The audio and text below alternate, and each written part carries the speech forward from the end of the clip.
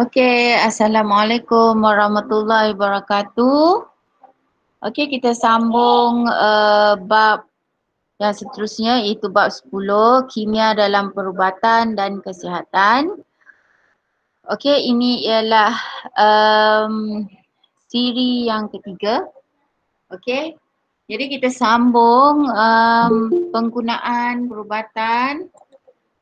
Okey, kita admit ada Puteri ya. Okey, Puteri. Okey, boleh masuk ya. Mana tadi? Masalah line ya. Kurang. Okey. Jadi kita sambung. Okey, cikgu admit Puteri. Tak boleh masuk ya. Alright, Puteri ya. Okey, Puteri dah masuk. Okey, kita teruskan.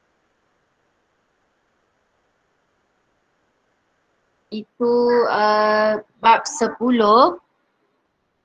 Bab 10 kimia dalam perubatan dan perindustrian ya. Okey.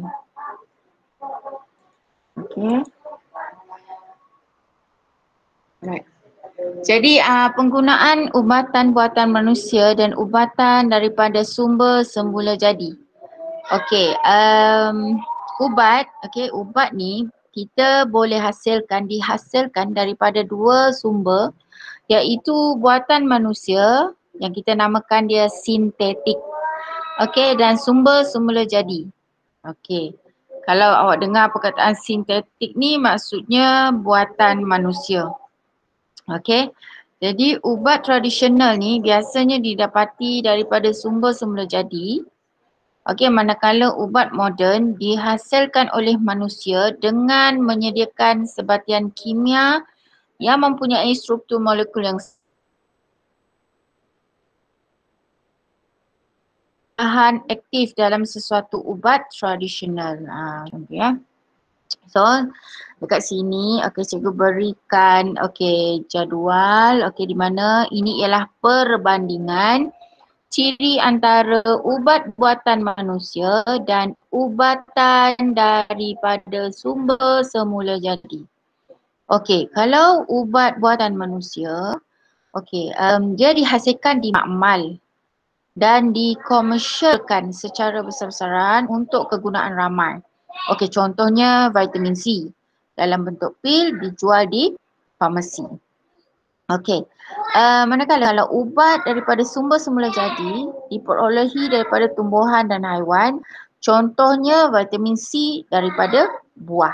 Maksudnya awak terus boleh makan buah tu ya. Buah limau ke ya, orange ke sebagainya ya. Vitamin C jambu batu ke kan. Awak terus makan buah itu. Dia perlu diambil secara berterusan, biasanya untuk penyakit kronik ya, atau berhenti apabila telah sembuh. Okey, tetapi kalau ubatan secara semula jadi, dia perlu diambil atau diamalkan secara berterusan dalam jangka masa yang lama supaya berkesan. Ya, awak tak boleh nak makan, hari ni awak makan sebiji buah jambu, lepas tu awak terus sihat tak.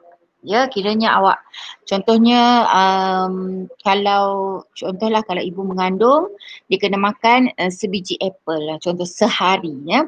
Setiap hari dia makan sebiji apple lah. Jadi macam tu lah. Jadi dia tak boleh makan 2-3 hari dia dah okey kan. Tidak sebenarnya. So dia kena makan berterusan barulah kesannya nampak barulah kesannya nampak dan berkesan.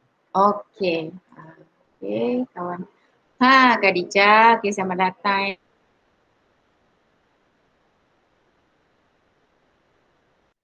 So kita teruskan ya. Lepas tu seterusnya kalau ubat buatan manusia, dia bukti penyembuhannya adalah berdasarkan ujian klinikal klinikal yang kita ujilah di makmal dan sebagainya. Bukti penyembuhannya nyatalah dapat kita buktikan ya. Tetapi kalau secara sumber semula jadi ni, ubat semula jadi ni dia bukti penyembuhannya ialah melalui kepercayaan je. Kepercayaan dan pengalaman orang terdahulu. Maksudnya tidak didokumentasikan lah. Tak adalah cakap okey macam ni. Dia berdasarkan macam pengetahuan gitu je, cerita nenek moyang kita je macam tu ya. Dia kata ni sembuh ni macam ni macam tu. So tapi kalau buatan manusia ni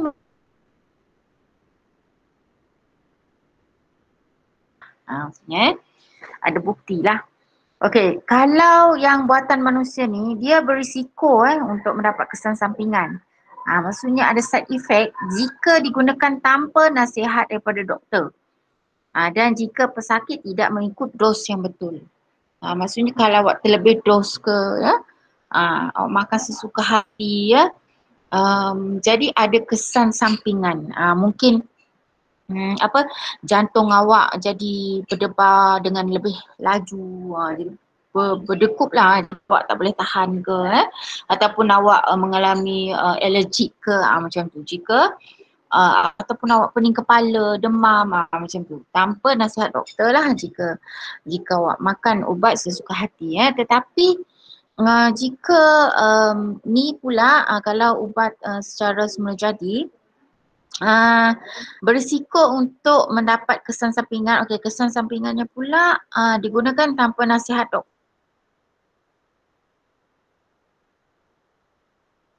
Ya, dan pesakit tidak mengikut dos yang betul. Maksudnya contohlah orang kata kalau makan ulam-ulam yang pahit-pahit tu, yang benda-benda yang pahit lah ya.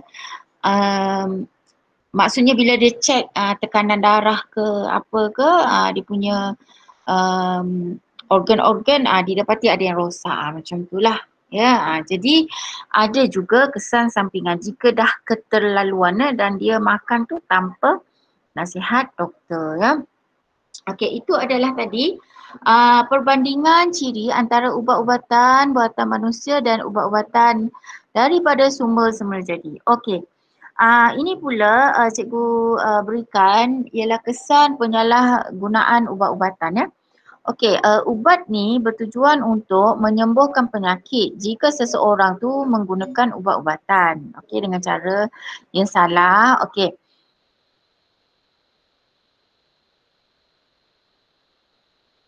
Menyembuhkan penyakit.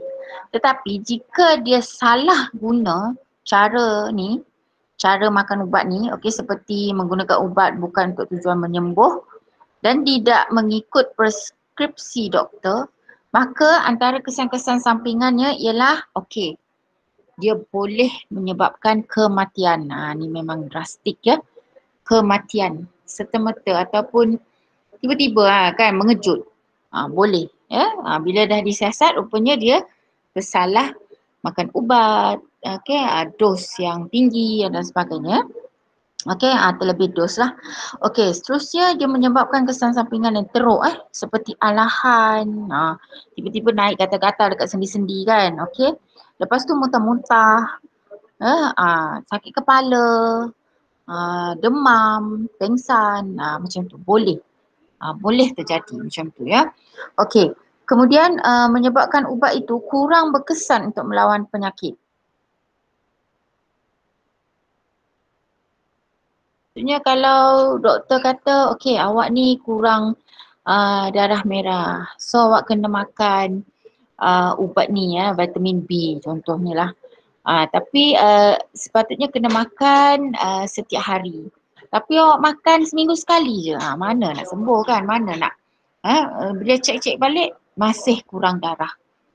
Jadi itulah kesan dia tak berkesan lah maksudnya. Jadi ubat itu menjadi kurang berkesan untuk melawan penyakit ya ataupun mengubat penyakit yang awak hidapi ya. Okey, jadi yang seterusnya ialah menyebabkan ketagihan ubat jika diambil secara berlebihan seperti ubat batuk.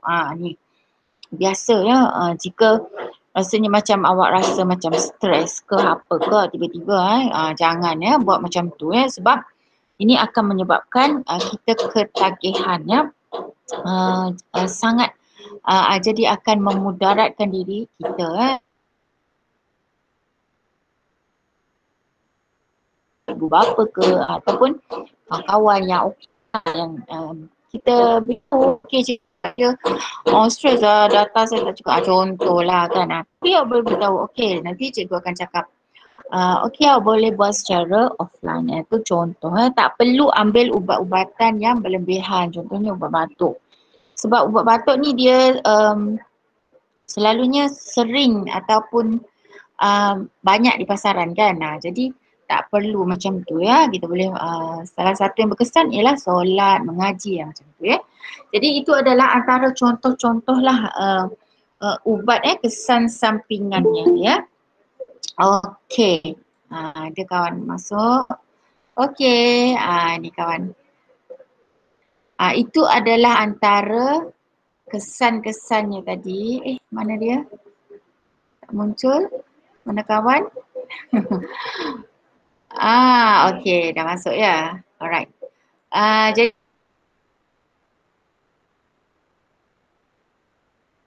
ubat-ubatan yang boleh kita alamilah jika kita berlebihan atau kekurangan ya, atau kekurangan pun jadi tak berkesan lah. So, macam tu ya. Okey, seterusnya latihan ya. Latihan yang kita boleh buat dalam ni kita bincangkan latihan dia. Nyatakan sumber ubat sintetik dihasilkan. Nyatakan sumber ubat dihasilkan. Jawapannya ialah pertama buatan manusia. Buatan manusia ni namanya sintetik. Sintetik. Dan sumber semula jadi yang kedua. Soalan nombor dua, nyatakan dua perbezaan antara ubat buatan manusia dan ubat daripada sumber semula jadi. Ubat tradisional biasanya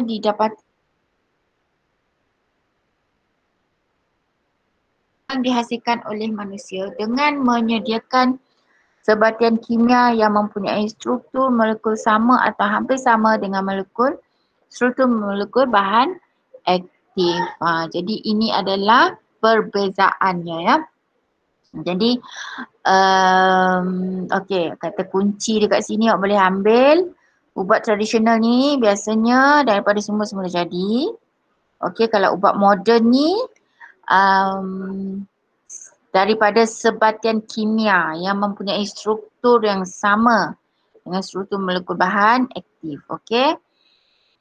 Seterusnya, penggunaan ubat buatan manusia dan ubat semula jadi akan menjadi berisiko mendapat kesan sampingan. Ni, cikgu highlightkan kesan sampingan jika pengguna melakukan dua kesilapan. Kan? Yang tadilah yang cikgu cakapkan tadi ya, side effect dia. Nyatakan kesilapan tersebut. Gunakan tanpa nasihat daripada doktor.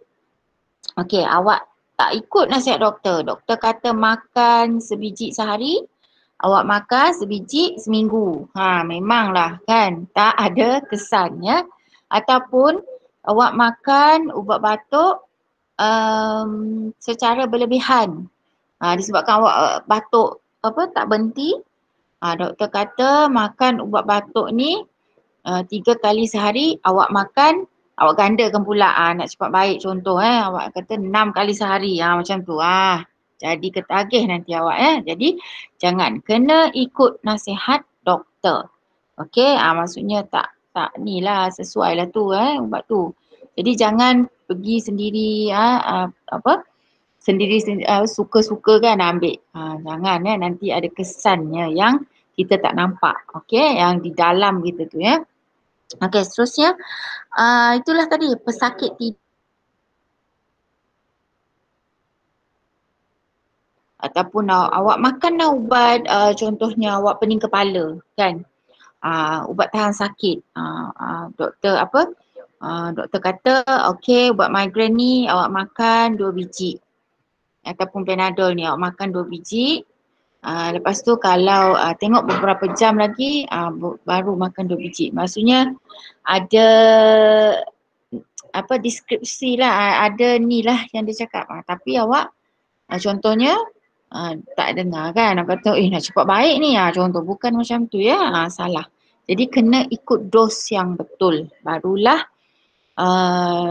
apa ubat tu menjadi ubat lah, menjadi penawar orang kata ya. Okey, seterusnya itulah antara-antaranya yang kita kena ambil kira lah ya, ni pengetahuan. Jadi ilmu lah ya. Jadi kalau awak di lain masa ataupun ada siapa yang sakit, kemudian dari ni latihan, okey, awak ambil bezakan ya, dia nak awak bezakan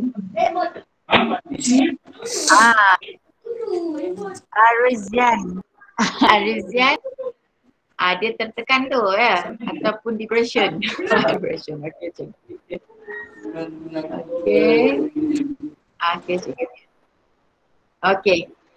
Okey, tekan tu kan. Alright, kita teruskan. Ini ialah dua perbezaan di antara ubat buatan manusia dengan ubat sumber semula jadi. Okey, yang pertama, kalau ubat buatan manusia ni dia dihasilkan di makmal dan dikomersialkan secara besar-besaran. Okey, dan perlu diambil secara berterusan. Okey, tetapi kalau ubat semula jadi ni dia diperolehi dari juga dalam jangka masa yang lama. Yang lama. Kalau sekejap je tak nampak kesannya, tak berkesan lah. Okey. Jadi ini ialah jenis ubat-ubatan tradisional. Okey, cikgu senarkan. Ubatan tradisional terdiri daripada ginseng, okey, aloe vera, pokok bunga raya, okey, quinina ya. Okey, jadi soalannya ialah tuliskan satu maklumat daripada rajah satu persatu.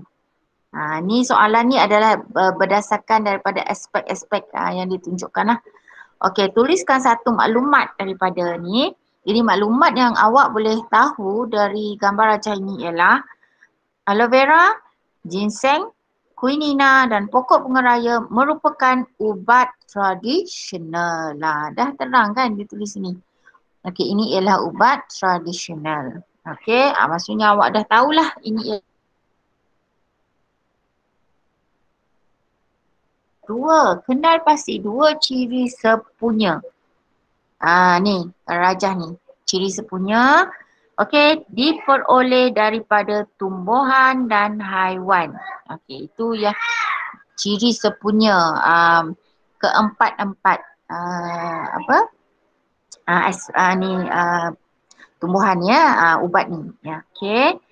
Kemudian dia kata berikan satu contoh lain bagi ubat tradisional. Ubat tradisional lain ialah halia.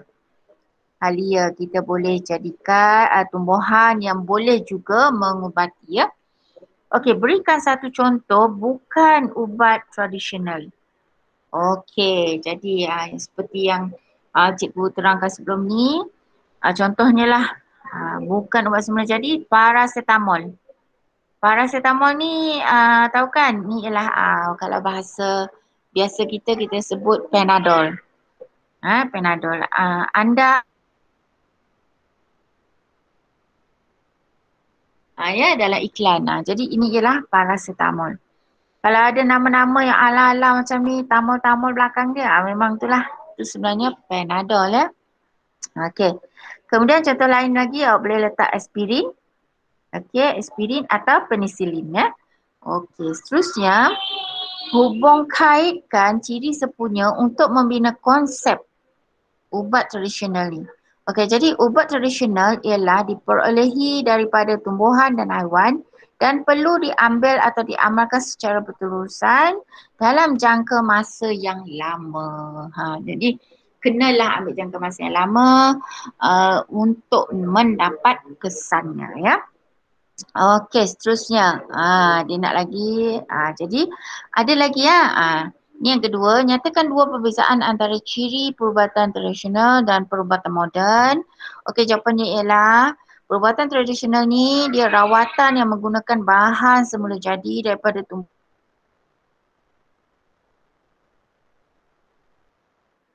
Rendah je, tak perlu contohnya awak macam tadilah sakit badan berangin ke badan awak macam rasalah anginnya kan, macam sendawa ke apa, awak ambil lah teh halia ke, halia dengan madu ke, contohlah ya, dah terasa dah rasa macam lega sikit, macam tu contohlah.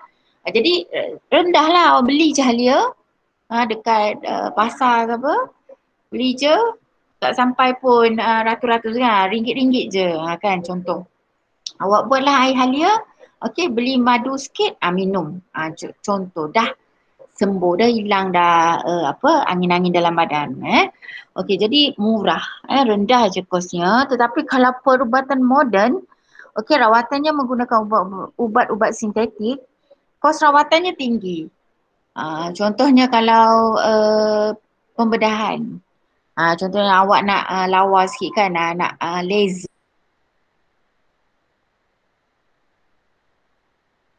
Tak nak pakai cermin mata sebab awak, tapi awak rabun jauh kan.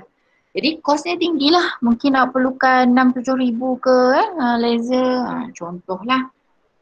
So tinggi. Jadi itulah perbezaannya tradisional dengan moden ya. Okey. Seterusnya, okey ini ialah menunjukkan jenis-jenis perubatan complementary. Okey, complementary ni contohnya dia beri contoh kat sini ya. Hemopati. Pernah dengar kan? Selalu juga kita dengar hemopati. Okey, kemudian terapi herbal. Kemudian ni urutan tradisional dan kiropraktik. Okey, kita terangkan. Sebelum ni cikgu dah terangkanlah. Jadi kena tengok video yang sebelum ni. Jadi dia kata kalau ni herbal, terapi herbal dia menggunakan herbal lah.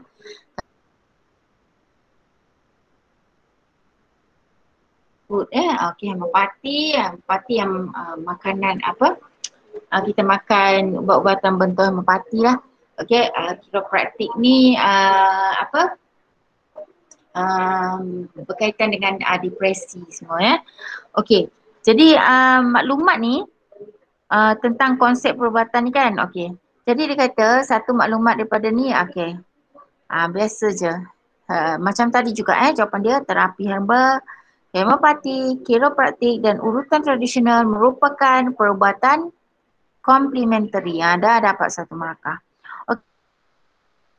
Punya dua siri punya ni tidak melibatkan pembedahan dan jahitan terhadap tubuh badan. Okey, tak ada nak jahit-jahit ke bedah ke, tak ada semua tu tadi. So dia tidak menggunakan ubat-ubat terapeutik, dadah dan bahan sintetik kimia. Tak ada semuanya semula jadi. Okey. Berikan satu contoh lain bagi perubatan komplementari. Ini merupakan satu contoh lain bagi perubatan komplementari ya. Okey, berikan satu contoh bukan perubatan komplementari, pengambilan ubat sintetik seperti paracetamol. Senang nak ingat kan? Awak tengok iklan Panadol tu, awak cakap, oh ni Cikgu Des cakap tu pengambilan ubat sintetik iaitu paracetamol ya. Okey, itu bukan bukan contoh bagi perubatan komplementari. Okey, seterusnya. Menghubung kait ciri sepunya untuk membina konsep perubatan komplementari. Okey. Kalau perubatan komplementari ni ialah tidak melibatkan pembedahan dan tak ada jahitan terhadap tubuh badan dan tidak menggunakan ubat-ubatan terapeutik, dadah dan bahan sintetik kimia. Itu adalah konsepnya yang awak kena ingat ya. Okey. Ni sikit lagi ya. Ini ialah radikal bebas.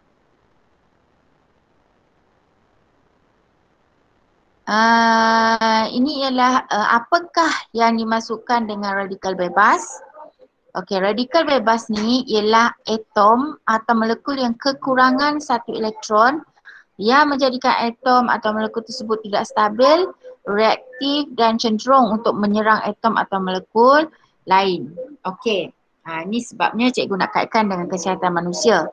Okey, kesan radikal bebas terhadap kesihatan manusia ni, proses pengoksidaan ialah tindak balas kimia yang berlaku apabila suatu bahan tindak balas mengalami kehilangan elektron.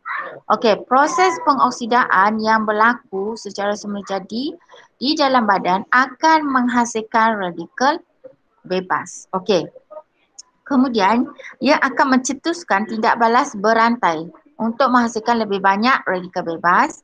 Maksudnya, faktor dalaman yang menghasilkan radikal bebas di dalam badan bengkak ya. Metabolisme ya.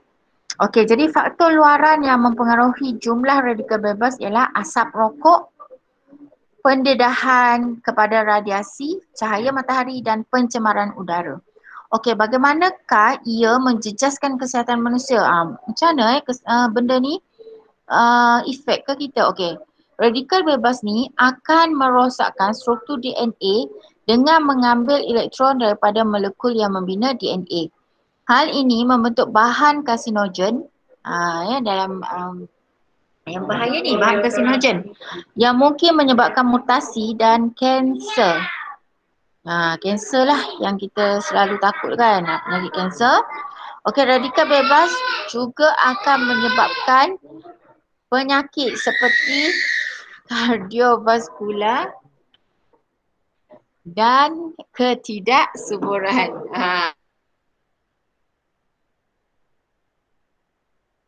Okey, kardiovaskular dan ketidaksuburan. Ni kardiovaskular ni berkaitan dengan jantung kita lah selalunya kan. Okey, dan ketidaksuburan, tak subur kemandulan ya. Okey, dia merosakkan buah pinggang, hati dan paru-paru. Okey, dan menyebabkan penuaan awal. Contohnya wajah berkedut dan rambut beruban. Kan? Wajahnya walaupun 30-an tapi dah berkedut seperti 50-an contohlah ya. Dan rambutnya ada cikgu jumpa baru belasan tahun 15 tahun, 16 tahun tapi dah beruban. Contoh. Ada ni bukan contoh betul-betul cikgu jumpa. Cikgu kata, awak ni tingkatan 3. Soalan lama lah cikgu. Tingkatan 3 tapi dah beruban. Dia kata, itulah cikgu, saya pun malu, dia kata macam tu. Jadi cikgu cakap, bolehlah.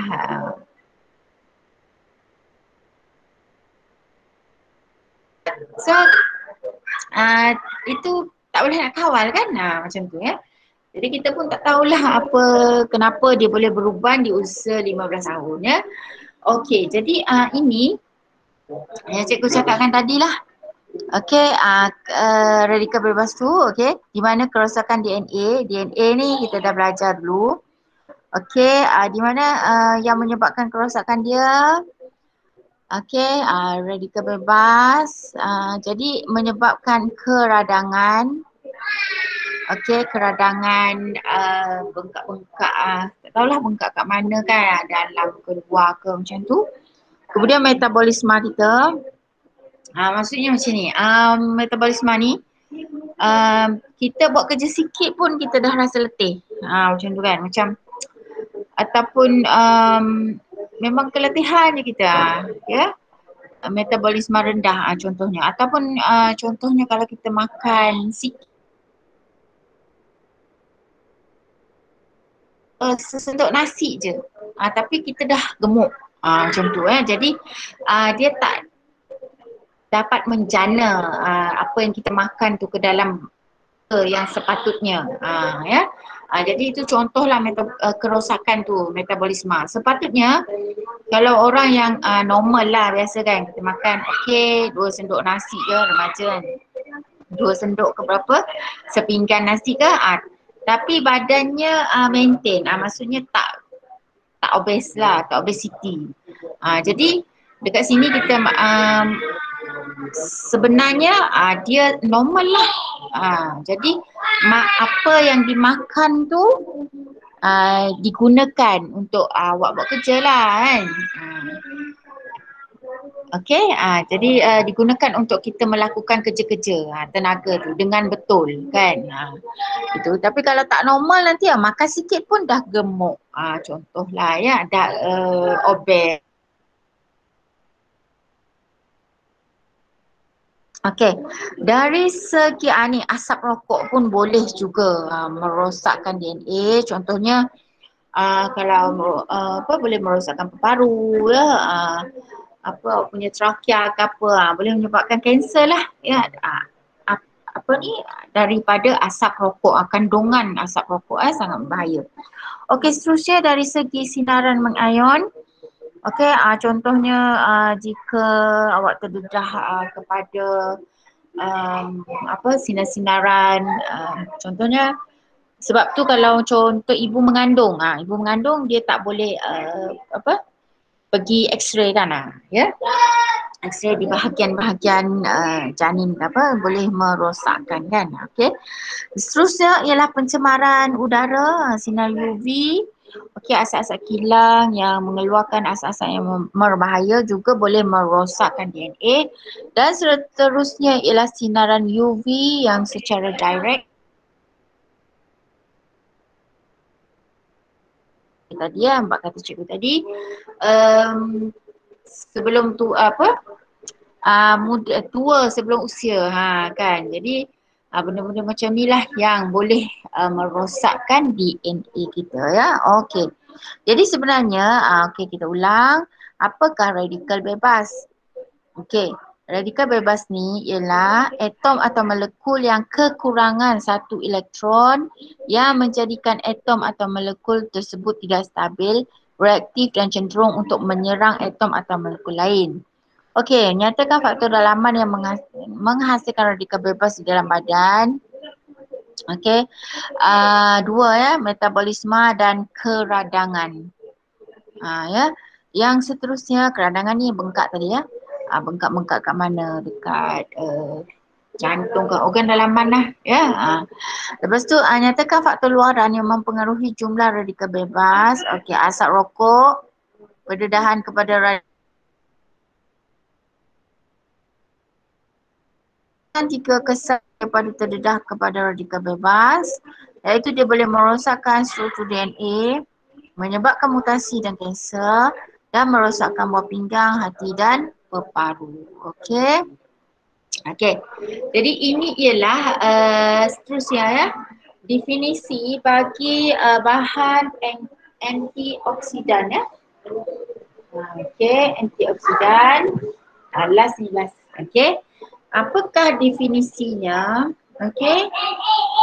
Bahan antioksidan ialah sebatian kimia yang diperlukan oleh badan kita untuk melambatkan ataupun menghentikan proses pengoksidaan. Dia perlu bahan antioksidan ni. Perlu.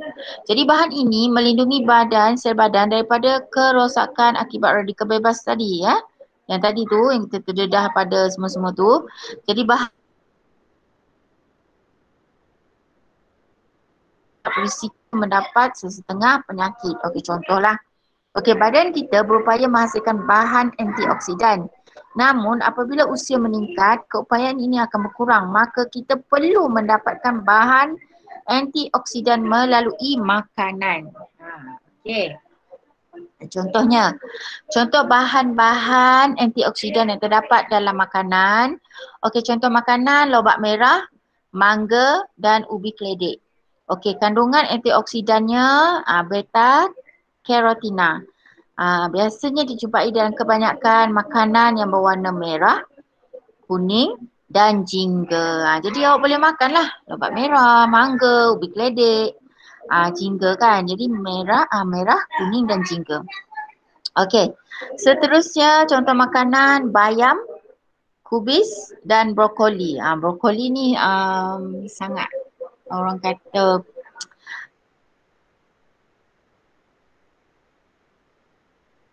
sebab dia ada kandungan antioksidannya lutein. Lutein sering dikaitkan dengan mata, dengan mata yang sihat dan didapati kuantiti yang banyak dalam sayuran hijau. Jadi boleh makanlah bayam, kubis dan brokoli ya, sesekali ya, boleh. Jadi betik, jambu batu, tembikai, tomato, apricot, limau gerdang dan oren. Limau lah. Semua ni contoh-contoh ni dia ada lycopene. Lycopene ni ialah bahan antioksidan yang ditemui dalam buah-buahan. Boleh ya, makanlah ya buah-buahan, sebab tu mak kita suruh kita makan buah-buahan. Lycopene. Dia ada, ini ialah bahan antioksidan. Seterusnya nak dapatkan vitamin C. Vitamin C ialah vitamin yang larut dalam air.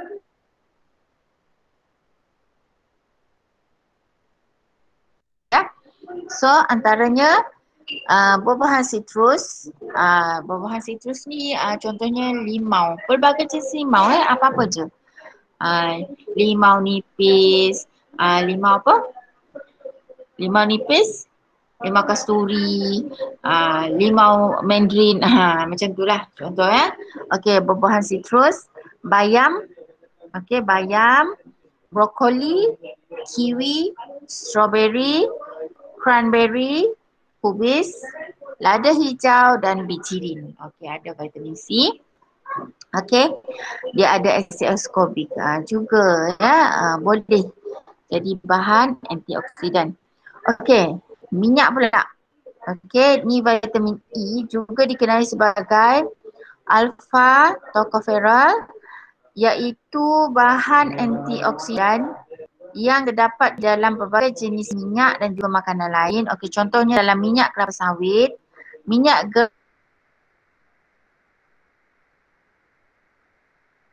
kacang soya, apricot, brokoli, kekacang dan mangga.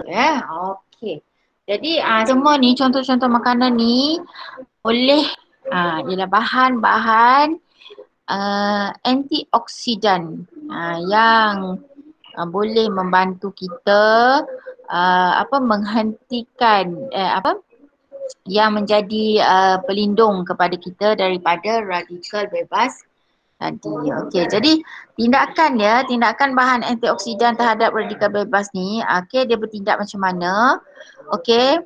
Ialah sebatian yang diperoleh daripada sintetis kimia atau tumbuhan semula jadi.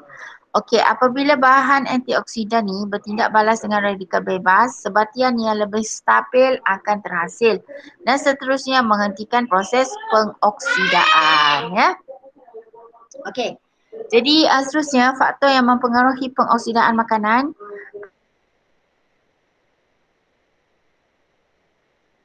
kepada udara. Proses ini menyebabkan buah-buahan seperti apel dan pisang menjadi perang apabila dibiarkan terdedah kepada udara. Jadi kalau awak biasa kan kita nampak kan kalau pisang ke apel lah awak tak habis makan, selalunya awak makan separuh je bekas gigitan awak tu macam nampak dia macam lebam-lebam gitu macam warnanya perang-perang gitu.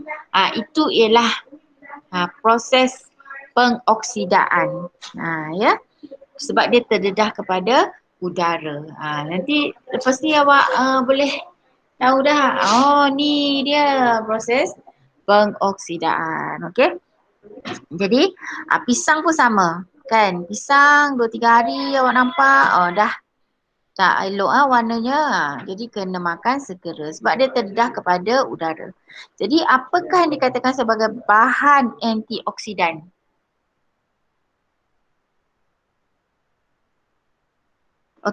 Sebatian kimia yang diperlukan oleh badan kita untuk melambatkan atau menghentikan proses pengoksidaan.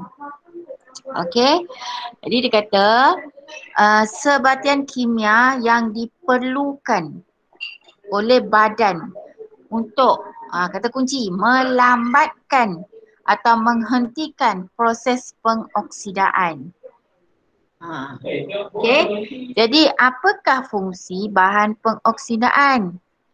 Okey. Okey, apakah fungsi bahan oksida? Antioksida. Jadi dia ialah untuk menghentikan proses pengoksidaan. Dia nak hentikan. Okey, berikan 5 contoh bahan antioksidan di dalam makanan. Okey, beta carotina, lutein, lycopene, vitamin C dan vitamin E, iaitu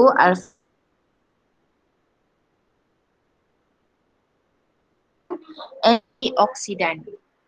Okey, seterusnya dia kata makanan yang berwarna merah, kuning dan jingga biasanya mengandungi bahan antioksida iaitu beta carotene. Okey. Biasa kan lobak macam tu lah tadi berkredit jingga tu ya.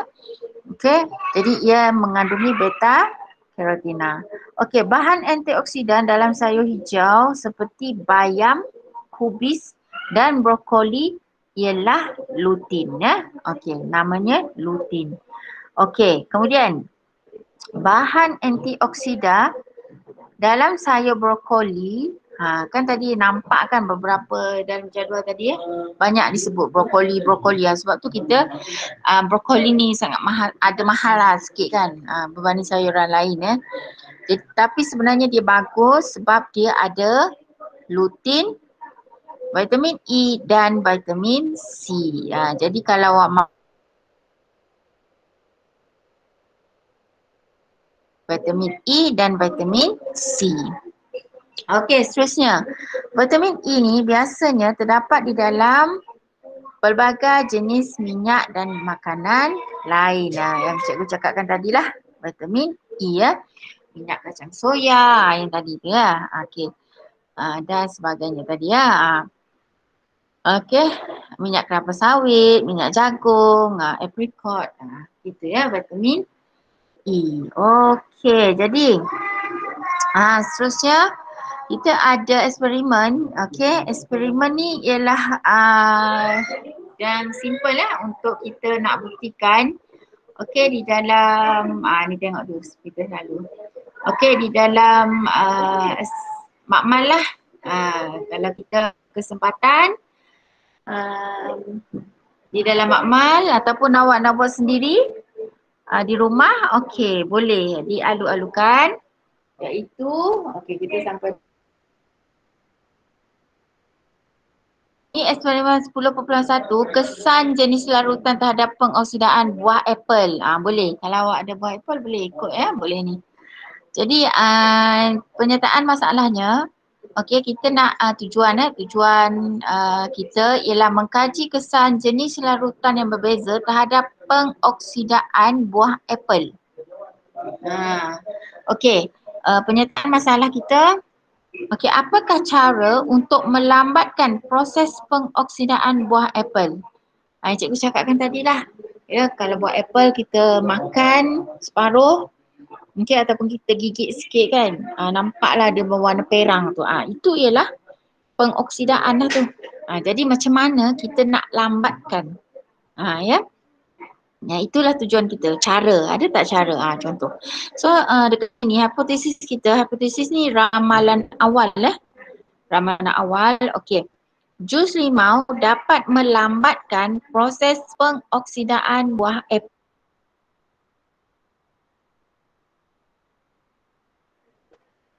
Kan, jadi kita nak tengoklah betul ke tidak Jadi hipotesis kita tadi jus limau berbanding dengan larutan lain. Okey, jadi kat sini kita kena ada larutan lain lah. Ya. Okey. Pemboleh ubah kat sini. Kalau yang dimanipulasi kita menggunakan jenis larutan iaitu pertama larutan gula, jus limau,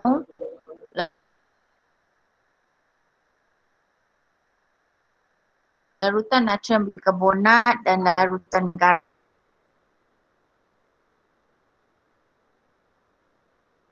Okey, 4 jenis larutan. Nak tengok larutan mana yang boleh melambatkan pengoksidaan.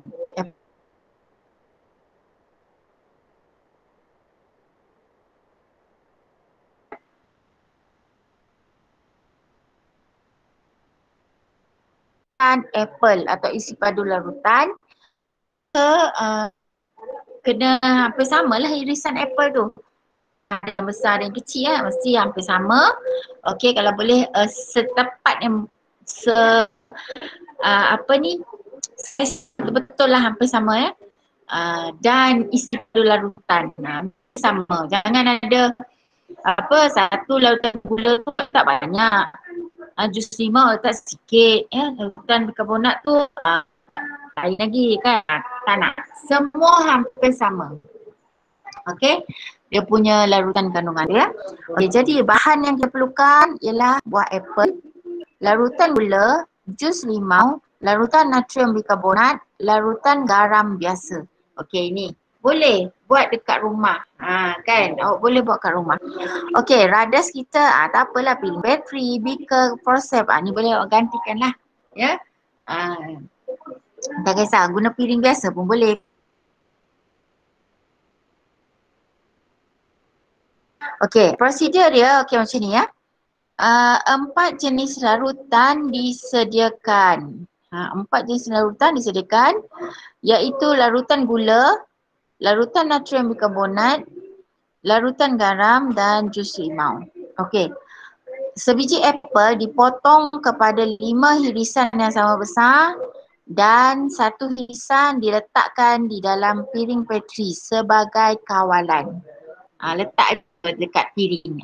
Maksudnya tak payah letak larutan tu semua. Dia sebagai kawalan saja ya. Okey. Dengan forceps, setiap irisan apple direndamkan. Maksudnya nak masukkan lah ya. Direndamkan ke dalam larutan gula, jus limau, larutan natrium bikarbonat dan larutan garam biasa. Okey. Selepas 1 minit, irisan apple diletakkan. Irisan apple daripada 4 larutan diletak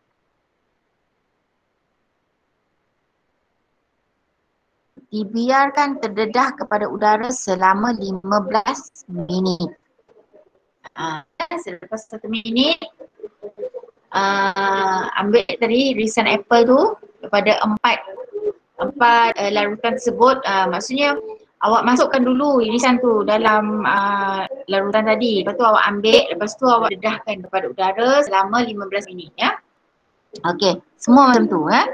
Okey, jadi selepas 15 minit, perhatikan perubahan yang berlaku kepada irisan apple yang direndam di dalam 4 jenis larutan tu tadi yang tidak direndam dengan mana-mana. Jadi awak bandingkanlah dengan yang tidak direndam. Maksudnya dekat sini ada 5 lah. 5.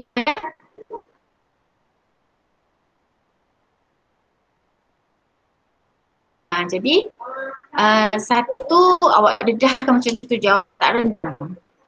Okey, irisan apple tu rendam, tak rendam. Ya, awak biar macam tu. Masukkan sekejap, tengok jam seminit, keluarkan. Keluarkan. Okey, dan biarkan selama 15 minit. Lepas tu awak tengok apa yang terjadi dan bandingkan dengan yang tak direndam dengan apa-apa tadi. Okey. Jadi dia jadi macam ni ya. Larutan gula sedikit perang. Dalam larutan gula tu seminit letak dalam larutan gula, lepas tu keluarkan, tengok 15 minit dia jadi sedikit perang. Okey, kalau dalam jus limau letak, keluarkan, tak ada perubahan warna okey, cantik je. Okey. Lepas tu larutan bikarbonat ni sedikit perang juga. Okey, larutan garam pun sama, sedikit perang. Jadi dia kata perbincangannya, okey, irisan di dalam larutan manakah tidak berubah menjadi perang? Jus limau. Bagaimanakah irisan apple boleh menjadi perang? Irisan apple telah mengalami proses pengoksidaan. Itu maksudnya. Itulah dia menjadi perang. Dia mengalami proses pengoksidaan namanya. Okey, apa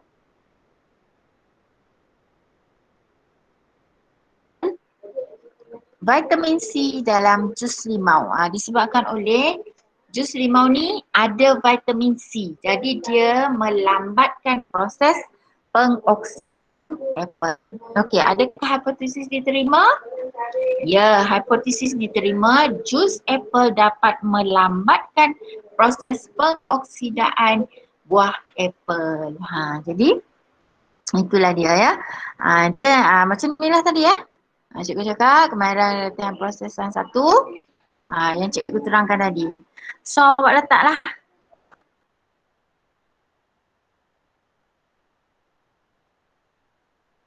Ini larutan gula. Sama kalau awak nak guna 50 ml, 50 lah ya letak. Ataupun ikut 50 ml ke mesti sama semua ya. Okey, cikgu nak tengok. Satu dah akan kat tepi je. Jadi dah selepas 10 minit tadi dijangka, tulisan Apple keluarkan dan diletakkan di dalam pilihan bateri dengan label yang sama. Jadi dia kata ni yang C ni just 5 ni tiada perubahan.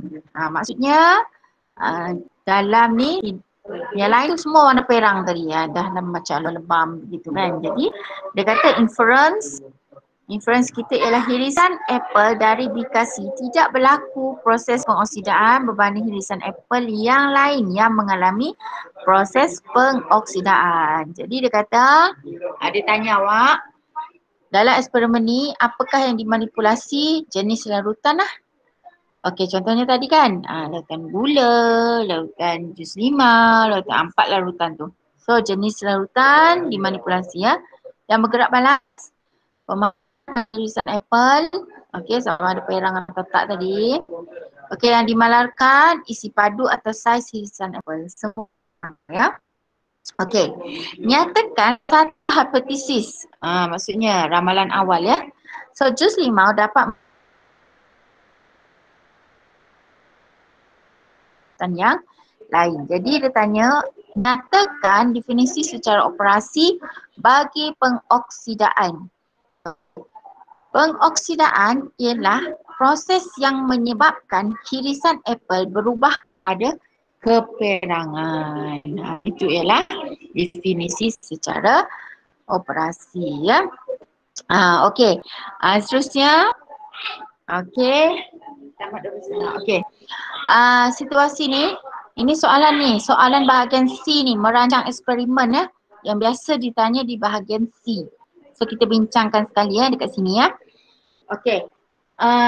Soalannya ialah Emak Siti telah menyediakan sepinggan hirisan apel untuk dijamu sebelum menikmati makan waktu tengah hari bersama keluarga.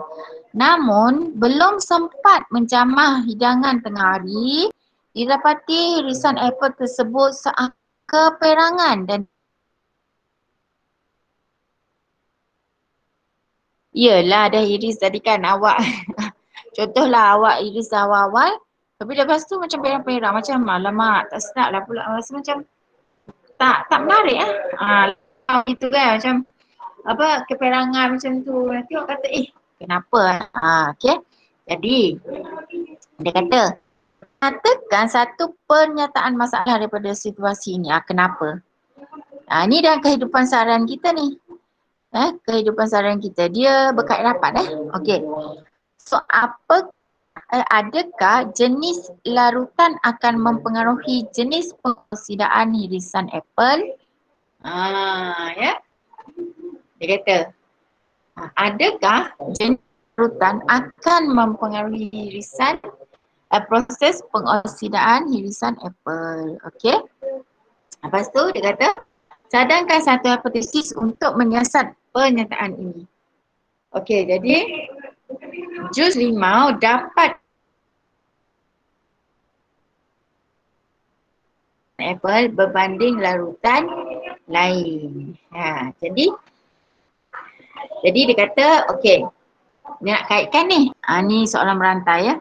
Berdasarkan situasi di atas, reka bentuk satu eksperimen makmal untuk menguji hipotesis anda dengan menggunakan larutan gula, larutan garam, larutan natrium bikarbonat dan jus limau, 4 hirisan apel, forceps, piring petri dan beaker.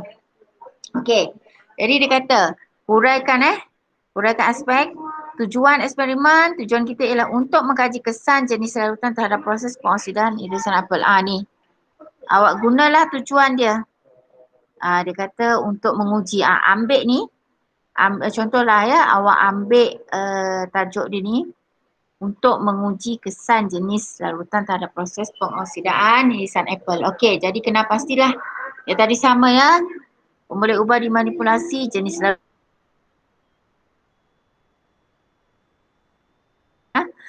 yang bergerak balas. Okey, yang dimalarkan ialah irisan apel atau isi padu larutan. Okey, kaedahnya sama. Sama tadi. Kalau awak nak orang kata supaya awak ingat macam mana nak buat prosedur atau kaedah ni, awak kena macam bayangkan. Awak membayangkan yang awak buat eksperimen tu. Contohnya mula-mula awak nak buat apa kan, awak hiris apple tu. Jadi awak pun cakap sebiji apple dipotong kepada 4 irisan yang sama besar dan 1 irisan diletakkan di dalam piring Petri. Awak bayangkan yang awak tengah hiris ataupun tengah potong irisan tu. Jadi satu awak letakkan di dalam piring Petri. Okey, seterusnya awak pun set dalam otak awak. Okey, lepas aku hiris tu nak buat apa ya? Okey, lepas tu awak kata, oh Cikgu Des, teringat. Irisan apple tu direndamkan di dalam larutan gula. Jadi awak pun ikutlah. Jadi prosedur tu awak dah bayangkan di dalam otak awak ni. Oh tadi macam ni. Jadi awak tulis. Okey, seterusnya lepas tu apa yang awak buat? Awak pun letak, ambil keempat-empat tu, celup masukkan dalam air tu sekejap. Lepas tu awak keluarkan, tengok 15 minit kan, macam tu.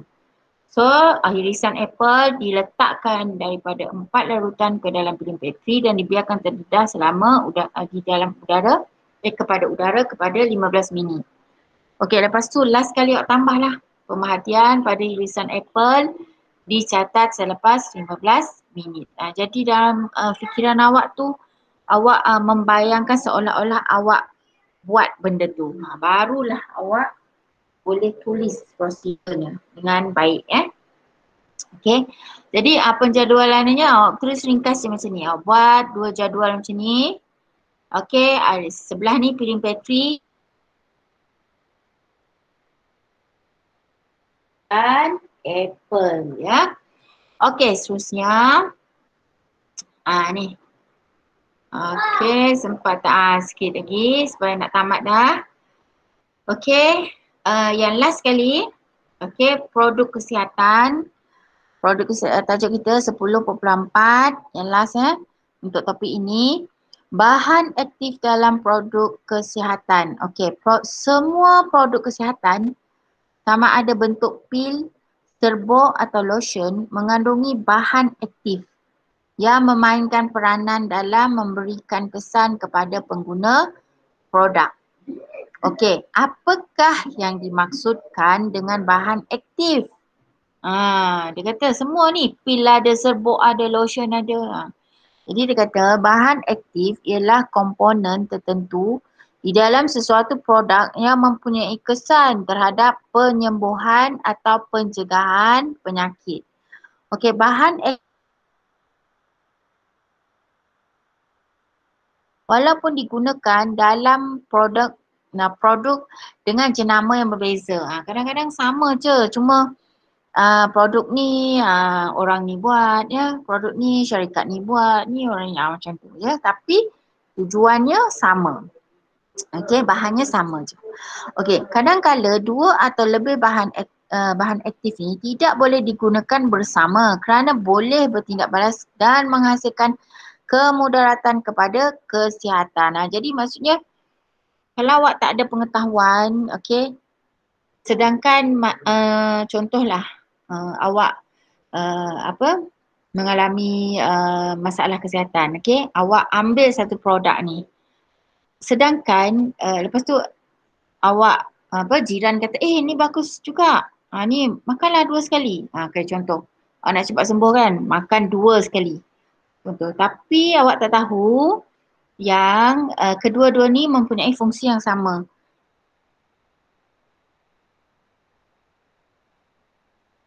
Dua produk yang sama macam tu Jadi memberi kemudaratan lah kepada kesihatan kita yang memakannya ya.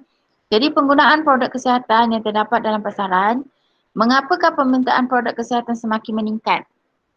Okey.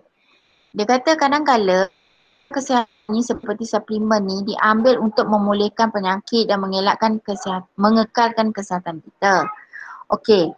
Produk kesihatan yang baik dapat menjamin tumbesaran yang normal dan meningkatkan daya pencegahan penyakit. Okey, contohnya pengambilan multivitamin dapat meningkatkan proses tumbesaran kanak-kanak. Okey. Jadi dia kata gaya hidup masyarakat yang sibuk bekerja dan tidak mengamalkan pemakanan yang seimbang menyebabkan produk kesihatan menjadi keperluan demi menjamin kesihatan. Contohnya, pengambilan pil-pil vitamin yang menjadi pelengkap kepada amalan pemakanan yang tidak seimbang. Jadi, kalau orang yang sibuk,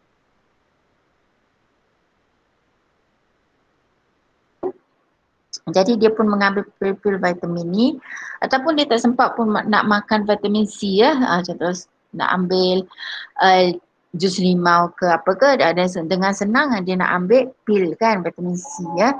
Jadi kadang-kala ia tidak menyebabkan, dia bukanlah pelengkap ya kepada pemakanan yang seimbang bagi diri kita. Jadi tak seimbang lah jadinya. Okey, jadi dia kata soalan berkaitan, apakah yang dimaksudkan dengan bahan aktif?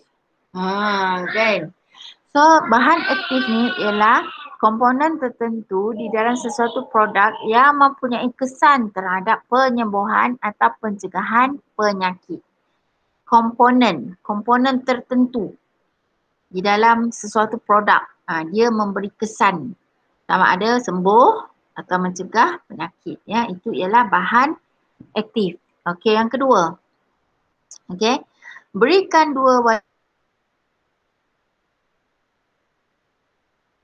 mengapa permintaan produk kesihatan pada masa kini semakin meningkat? Disebabkan dua ni. Pertama, produk kesihatan seperti suplemen diambil untuk memulihkan penyakit dan mengekalkan kesihatan kita. Maksudnya nak elakkanlah, nak pulihkan daripada penyakit dan kekalkan kesihatan sebab kita nak bekerja kan contoh. Okay, so kita ambil suplemen tu ya. Jadi gaya hidup masyarakat yang sibuk, disebabkan oleh kita sibuk nak bekerja dan tidak mengamalkan pemakanan yang seimbang menyebabkan produk kesihatan menjadi keperluan. Maksudnya kalau dah sibuk-sibuk tu, kita rasa macam badan kita letih ke apa. Tapi kita ada duit. So kita pun membelilah. Belilah produk-produk kesihatan yang kita rasa macam yang ramai orang sihat bila menggunakan atau makannya, jadi kita pun beli. Jadi itulah yang menyebabkan produk kesihatan ni menjadi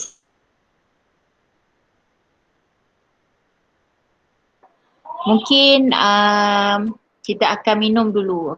Contoh minum dulu, akan makan dulu pil-pil atau kapsul-kapsul vitamin. Jadi produk ni berkembang lah. Jadi ramailah orang ambil ya. Sebab dia nak senang. Tak payah nak masak ke, tak payah nak beli apa-apa. Dia makan je pil tu setiap hari. Dia terasa macam lebih bertenaga atau lebih sihat ya. Jadi itu adalah modul bab 10 tamat lah. Modul bab ini dan cikgu harap kita dapat manfaat daripada apa yang dah cikgu terangkan tadi. Banyak ya orang kata ilmu-ilmu ataupun ilmu lah yang kita dapatkan daripada bab ini ya. Sebabnya bab ini amat berkait rapat lah dengan kehidupan kita lagi.